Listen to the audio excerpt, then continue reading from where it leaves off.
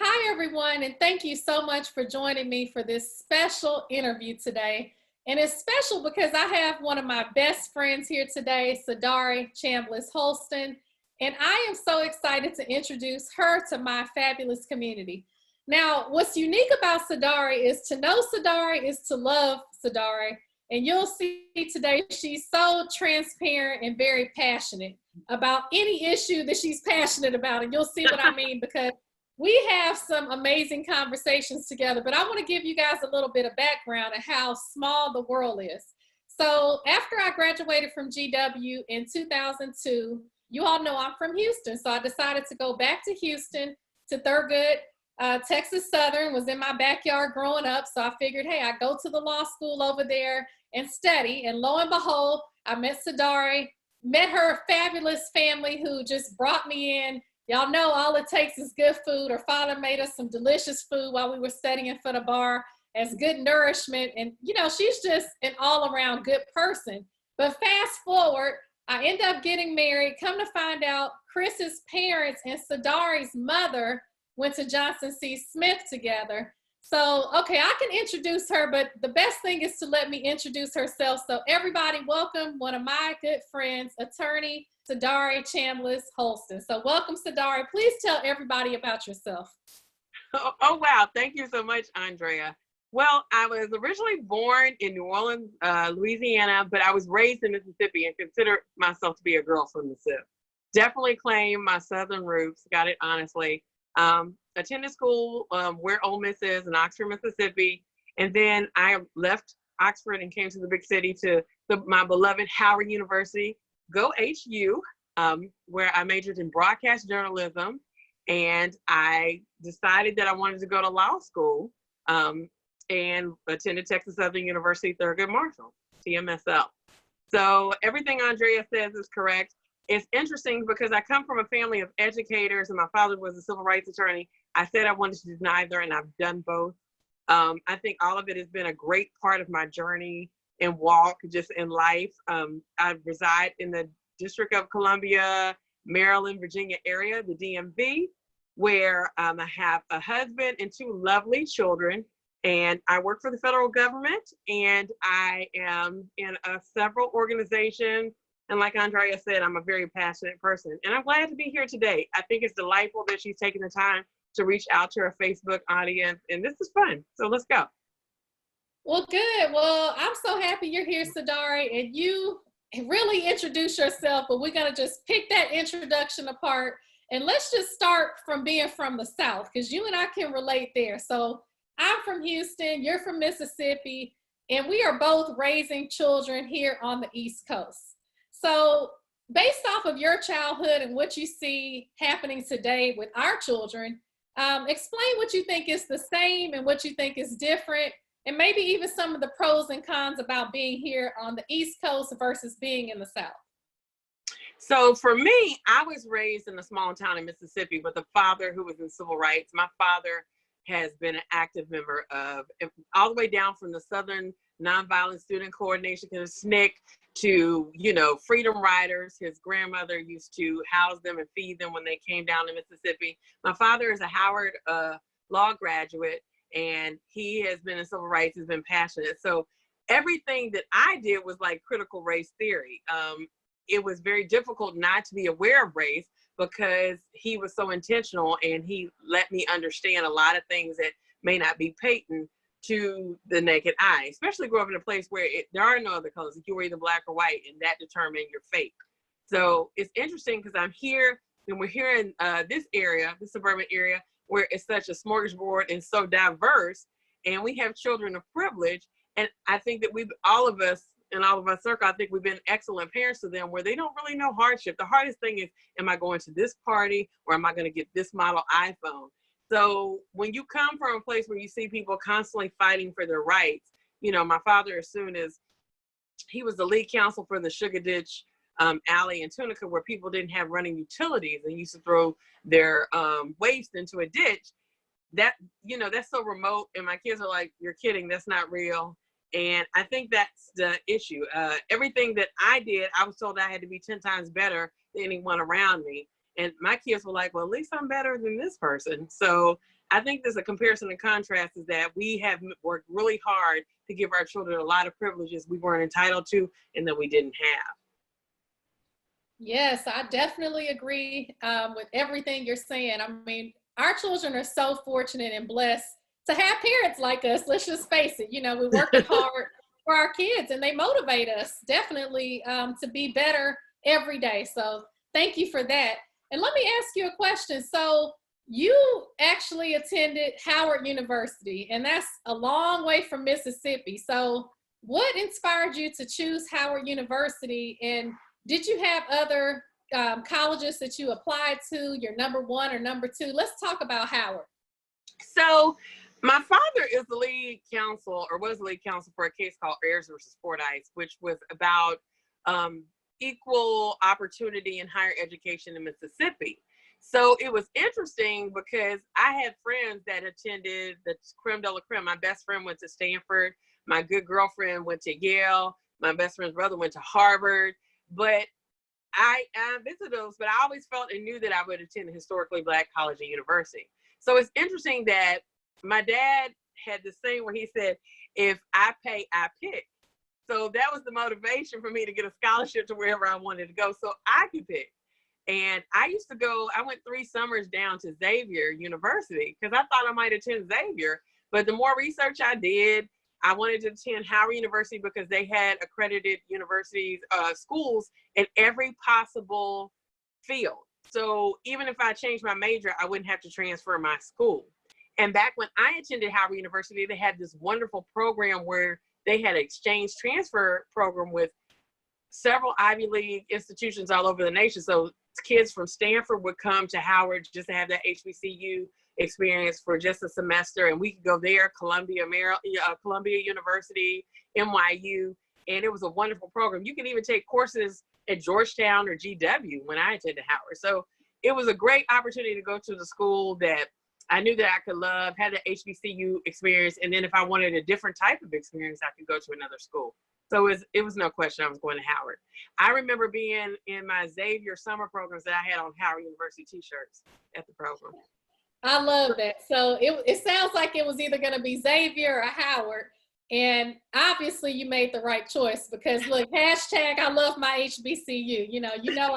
I love Spelman just as much as you love Howard. And ironically, Howard is 30 minutes away. And I love Howard. Like, what's funny is you can see me at any given homecoming, even with Austin and Naya were babies strapped, and people were like, wait a minute, did you go here? You have your baby strapped on your stomach. I'm like, oh no, it's in our blood. You gotta have that HBCU homecoming.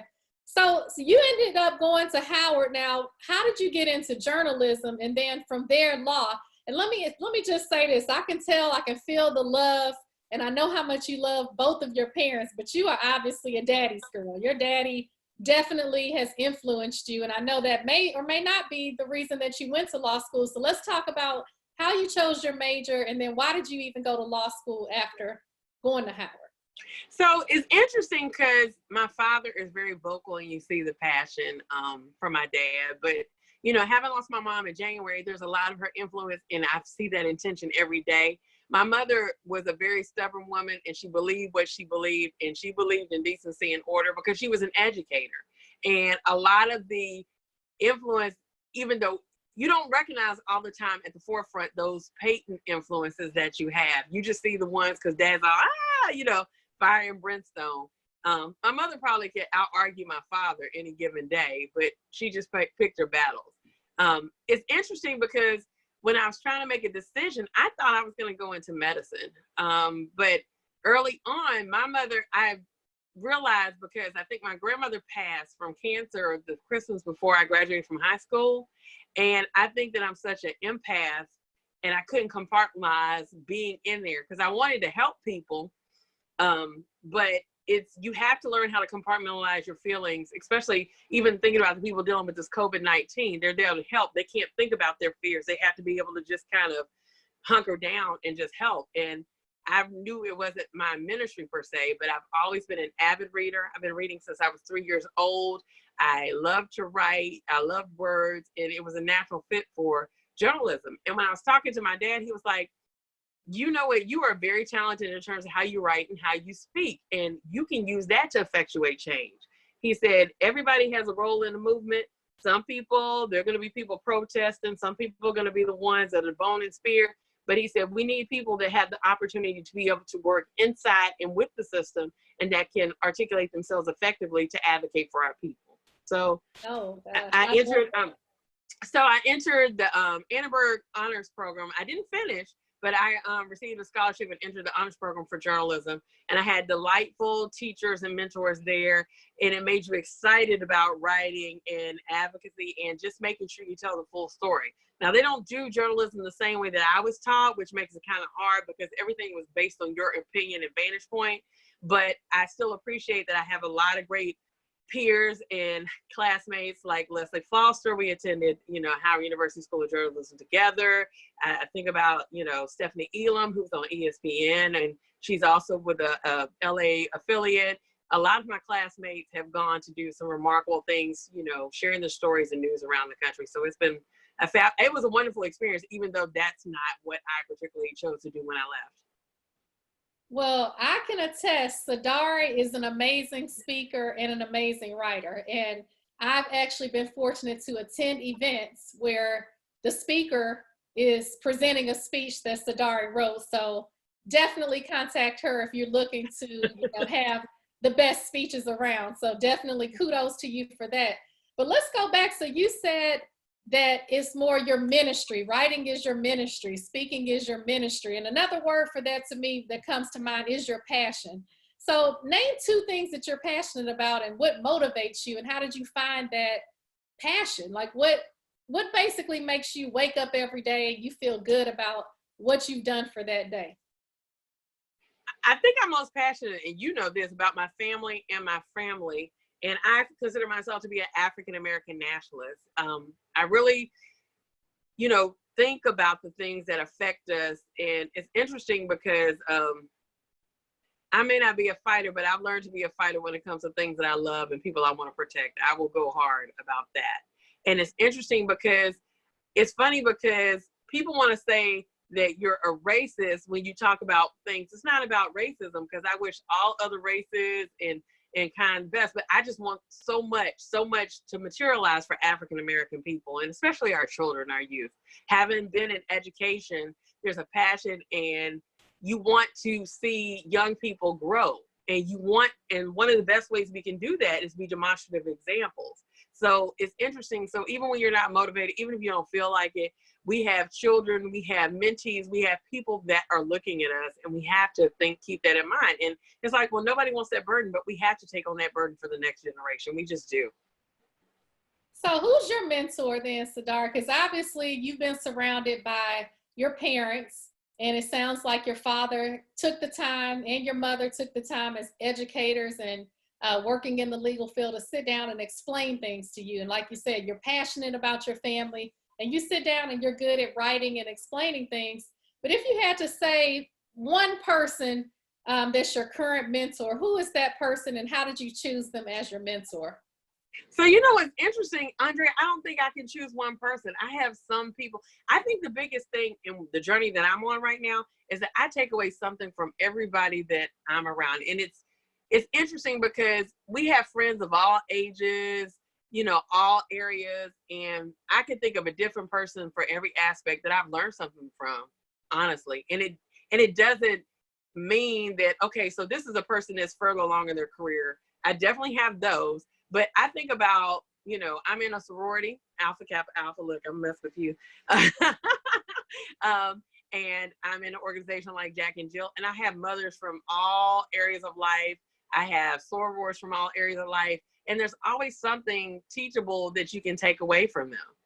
And I honestly couldn't name one person, because I'm trying to practice mindfulness. I'm trying to be a person that looks at things positively. And even just with the pandemic that we're dealing with around us, you have to focus on what you have and not what you have. And when you have a major loss, you have to focus on the positive times and not the negative times. So it's an exercise, because you don't want to do it every day. But I can't think of one person. I have so many. But right now, I think the biggest influences, and I'm reflective just because, of the loss, are my parents right now, honestly. Well, good for you, to have parents that have made such an impression on you. And that makes me think of how important community is. And I know that, just like you said, your friends are part of your community, your family, your colleagues, and everybody plays a different role in your life to make you the person that you are. How important is community to you? You know, it's everything. I feel like that's a trick question. It's everything. I've always been involved in the community. It's interesting because when they were cleaning up my mother's things, they sent me a box of all the things I had done. I wrote articles for the paper. I was on the yearbook. My mother saved every article I wrote at the paper I summered at, all the things from the Howard University Hilltop, which was their newspaper. And when I was an editor, the things that they had. So it was inculcated in me that community was the lifeblood and, something that you needed to strongly prioritize and keep, you know, aware of and cognizant of what you were doing in the community. And I think that's the weirdest thing about being quarantined is not being out and doing things or trying to find creative ways to do things that you usually do, whether you're volunteering your time, talent, or energy, to keep it going, you know? That's so interesting, to be able to look at this box of your life, and that you made your mother proud, obviously, but to know that she was so proud that she collected those things and how that was presented to you. So that sounds like an amazing honor to be able to have that collection. So I'm glad that you're able to reflect on that in such a positive way. And let me ask you this, in these last few minutes, because like you said, there are so many people right now that are feeling anxious, they're feeling worried, nervous, just with us having a social distance. What are some tips that you would give them, or just maybe not necessarily tips, but what's your day like? Because you mentioned that you're trying to be more mindful, and having the right mindset is different from actually being mindful. So I want to have you explain that a little bit more. What's a day in your life like now that you're able to reflect on what's happened with your mom and now during this pandemic, things that we just don't have any control over? So I think that's the first thing, that God is in control, and we have to look to our faith. Does that mean every person is going to have moments of panic? And it's interesting because we're all teleworking, and now people are burying themselves in the work. We have a lot more things that we have to do, a lot more meetings that probably consume the day. But when I say being mindful, is to take that time to seriously reflect, not just ponder, like really, really reflect and take some time to look at. One of the things that we've been encouraged to do are to take these walks to get the exercise that we can't do at our gym and to get out of the house. And a walk is something where you're listening to the birds chirp, you're watching the industry of the squirrels, you're focusing on the vividness of the color of the Japanese magnolias, you're listening to the cars walk by the street. That's mindful. And you're thinking about all the wonderful intention and all the things that you have. Very forced to, what I would say, I'm very blessed to be able to have a job that people can have conference calls. Your children are sleeping more, but guess what? They have a roof over their heads, and that means that they're peaceful and they're growing, and whatever germs may be coming, they're fighting them, with the rest. So in whatever space we are, we just have to be very thankful for the situation. If you lost your job, you may be glad just not to have it. Because I think I read somewhere that the biggest thing about getting through this is to come out with a degree of peace and not sick and alive. And that's the way we have to do it. We're in survivalist mode. And whatever survival looks like for your peace, that's fine. So if we're gaining a couple of, 5 pounds because we're in here eating and we're being a family, we're all being together and we're spending more time just being still or getting more rest, we have to think of that as a positive. Not like, oh, I gotta get to the gym. We have to balance that frenetic energy and find some peace.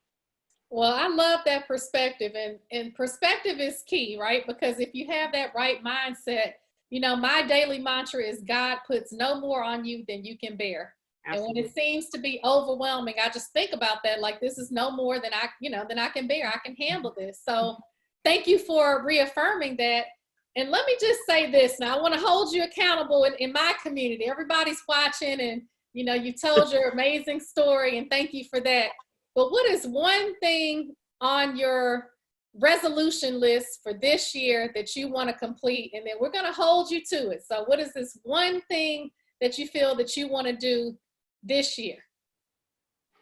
So the one thing that I want to do this year is to do more of what my passion is with communicating and writing and speaking. And I've already started trying to do more of that. And hopefully you'll see more of me in the fall, offering opportunities, encouragement to the leaders of tomorrow. Well, I love that. And thank you. And that's exactly why I'm interviewing my friends, because everybody has such an amazing story to tell. And Sadarie, you are amazing. Thank you so much for offering your perspective today.